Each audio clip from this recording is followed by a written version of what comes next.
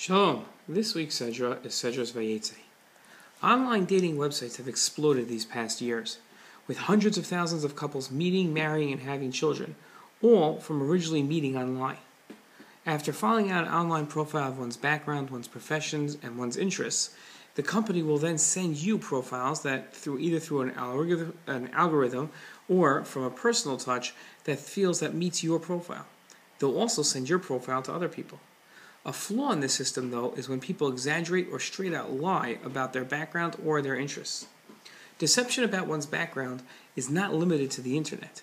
In fact, it's been around for years. In this Dvar Torah, I'll explain the evil inherent in deception. We'll look at a note of the Rambam's opinion on deception and juxtapose it with Yaakov's actions in this week's Sedra. I hope the viewer of my Dvar Torah gains an appreciation of honesty and finds deception distasteful. In our Sedra, Hashem recounts the hardly subjugated life that Yaakov lived under his father-in-law, Lavan. Finally, having had enough, Yaakov decided to take his entire family, all of his possessions, and leave his father-in-law. Hashem records, and listen to the language carefully, and Yaakov deceived Lavan, the Aramean, by not telling him that he was fleeing. Note that Hashem characterized Yaakov's leaving as deception.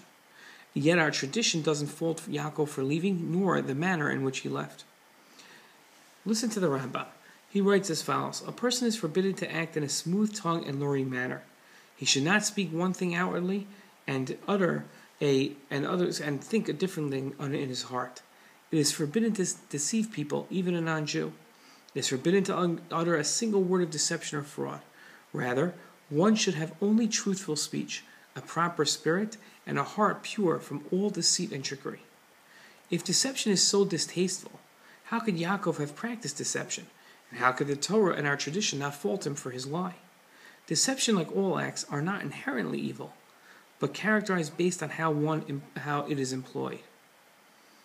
Yaakov felt his life literally threatened by his father-in-law's constant abuse. In fact, in Sefer Dvarim, and we read this at the Pesach Seder every year, it says that our Armenian tried to kill me.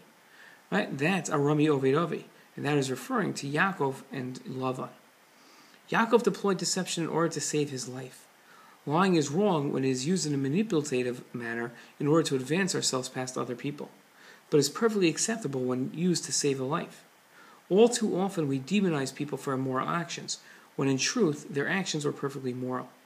It is important that we not demonize everyone that lies, especially when they're acting in a moral manner.